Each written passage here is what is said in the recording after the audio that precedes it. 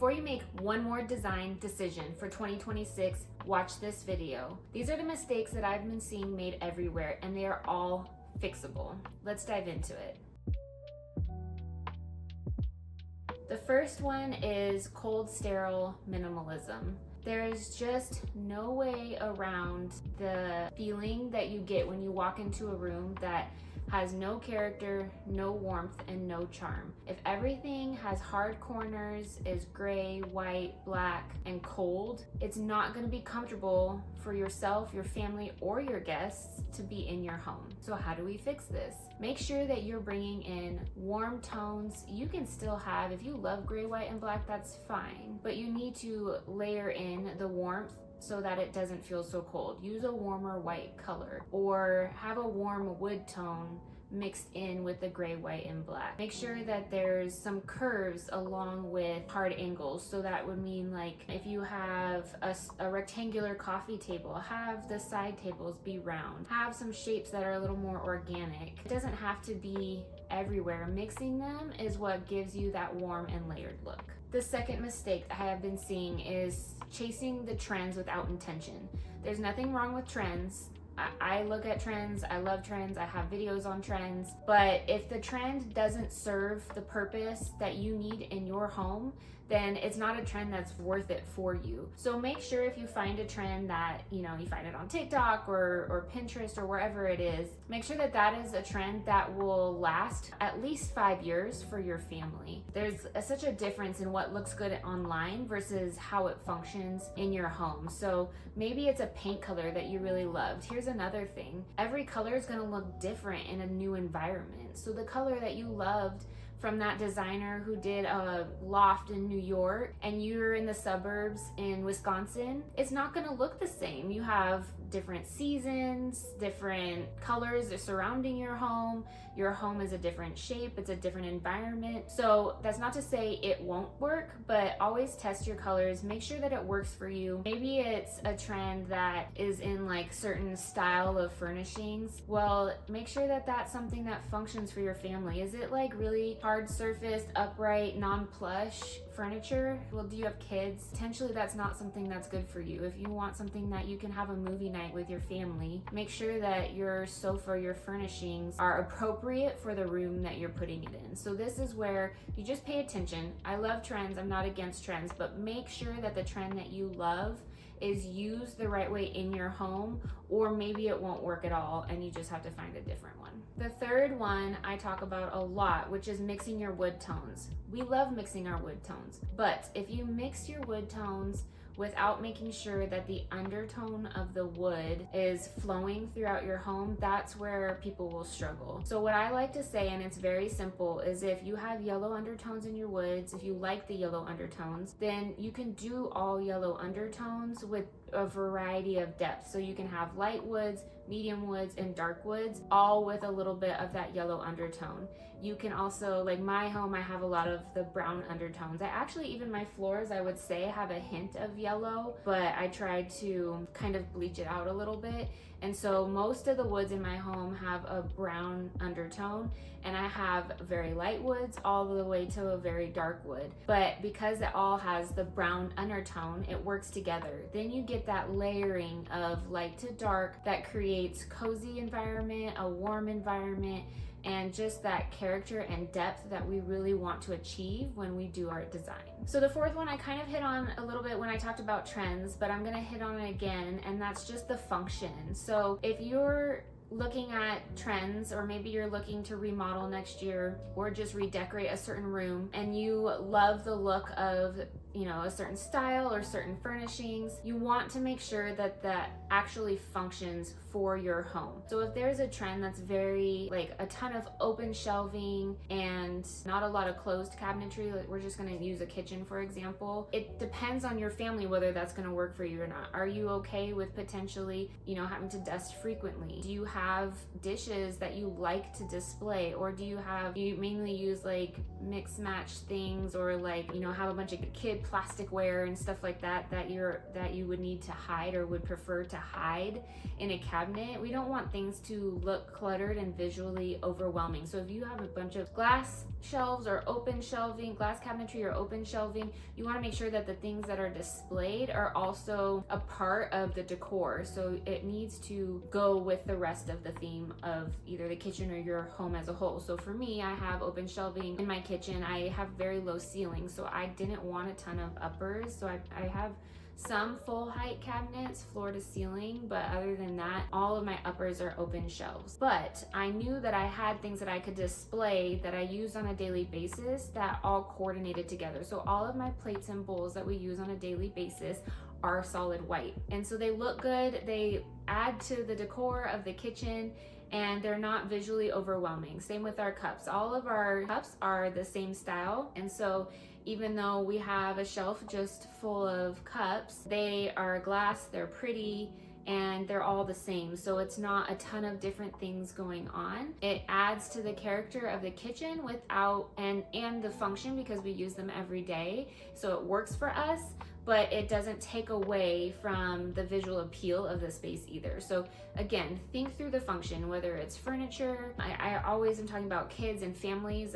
That's typically who I work with, are our homes with young families or growing families. And we want to make sure that your home is both beautiful and functional. So we want fabrics that are going to withstand any stains or potentially removable and easily washable. We want to think about having proper storage for your needs. Do you have a place for all the toys to go? Do you have a place for all the things in your kitchen that you like to use? Are hard edges a no for your family right now because you have little ones that might bonk their head on it? We just think through all of those things as we're working through the design, the things that we're bringing into the home, and we want to make sure that even though your home is beautiful, first and foremost, if it doesn't function for you, you're not going to love it no matter what it looks like. So number 5 is a super simple one, but it just goes a long way. Builder basic lighting. We do not want all of our lighting. If we need to save in some rooms, in some areas, I understand that. I used like Amazon lights I purchased from Amazon for our basement. It is a mostly kid only zone. They're throwing pillows and balls and all the things down there, and so I don't really want something that is expensive and might break. So that was a place where like, okay, we're gonna do a little more simple, inexpensive lighting down there. But especially on the main level of our home, I wanted really unique pieces that I always say, and a lot of other designers too, the lighting is like the jewelry on the outfit. So you put together your outfit and it just never quite feels finished until your earrings, your rings, maybe a necklace, a belt, those things, a hat, those things get layered on to complete the outfit. So think of your lighting exactly that way. Your lighting is really going to help complete the outfit of the design of your home. Do not overlook or wait and have to budget your lighting so much that you're getting things that you don't really love just to finish your home. I love that I have really unique pieces of lighting that most people don't have in their home, and I really tried hard to make it very intentional and like a very special piece, and I get comments on that all the time when people come into our home. So it's worth it to really think through your lighting, to spend a little bit in that area to make sure that you have it budgeted from the beginning of your project so it doesn't get overlooked by the time you get to the end. Okay, here's another one I hear so much, especially when I just come in for like the decorating, furnishing side of a project. I will get a phone call like, yeah, I ordered this from X, Y, and Z company, but I didn't measure first and now it's so big, and can you make it work? The answer is going to be no. If you buy furniture too big or too small for a space, it's just going to be too big or too small for a space. The reality is you really need to measure and measure thoroughly, and ultimately it's nice when you can hire a designer. It's really not that expensive to just like have someone space plan for you. You can use some of these online e-design companies if you want to. So then you have your exact footprint and you can see the size of the furniture in like a 2D floor plan before you even purchase the furniture. We do that in all of our projects. We're never buying furniture without laying it out in a 2D format first, just to make sure that the scale of your pieces are gonna work for the space. Now, obviously, if you hire a designer, you're gonna get a lot more custom things. You can even potentially get custom furniture to fit certain spaces specifically, which is really nice if you have spaces that are just a little bit different, not standard sizes. If you're gonna do it on your own, I would just say really take the time. A trick that I like to use is blue taping in the space. So if you don't know how to use, you know, any sort of program to like do it on the computer, you can just see what the furniture size is online, get some blue tape, painter's tape, and just measure it out on your actual floor and see, like, just live with it for, you know, a few days or a week and see, like, okay, how does this feel? Like, don't step over the blue tape. Like, in your mind, picture having a sofa or coffee table, all the things there. How does your family function around the furnishings that you're wanting to buy? How does it feel in the space? Does it feel like, oh, I have a lot less room to move around than I thought I would? Or, oh, I can actually go bigger and get a bigger sofa than I thought I could.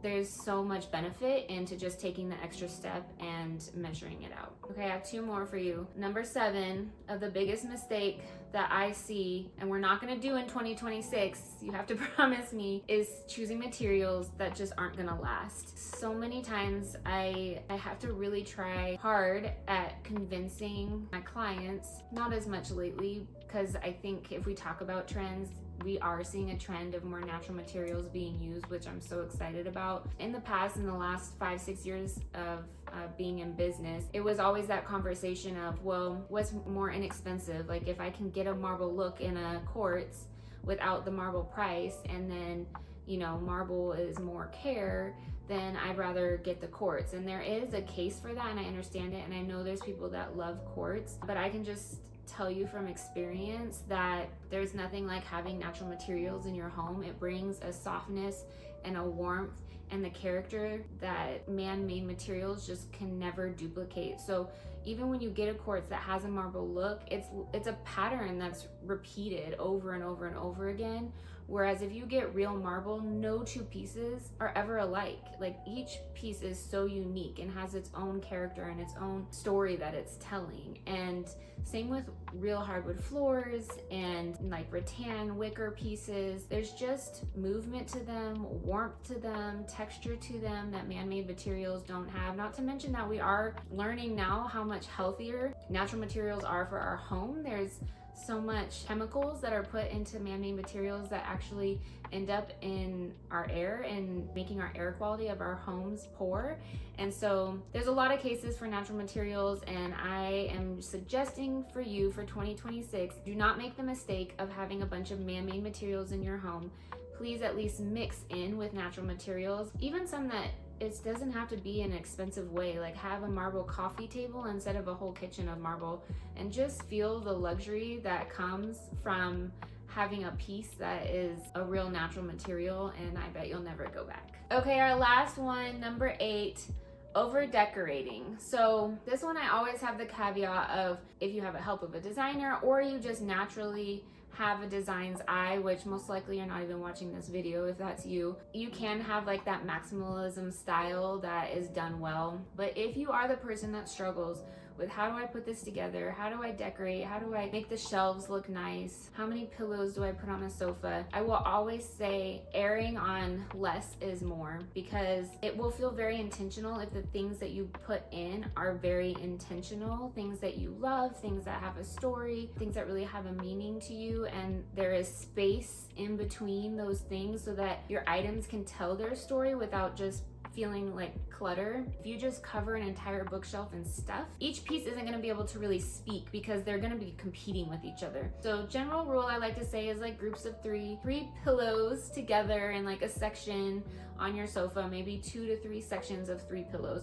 Or on a shelf, you want like 3 items at various heights grouped together. You can do 5. I would rarely do 2. You can do 1 if it's a larger piece and it really takes up a lot of space. Let there be room, let there be open space, blank space in between things so that each item can really speak for itself. Those are the design mistakes that we're not gonna make in 2026, and I hope that my tips to help you in not making those mistakes and doing it the right way for your remodel or redecorating for your home next year. I hope that it goes smoothly. Please like, comment, share, subscribe so I can keep making these videos and helping you. And truly, I will personally get back to you. If you leave a comment, let me know if this was helpful for you or any questions that you might might have. I will personally respond. I might even make a YouTube video on it if it's a question that I can elaborate on over a few minutes in a full video. I would just love to talk to you. I'd love to connect with those of you that are following along, and thank you so much, and I'll see you next week.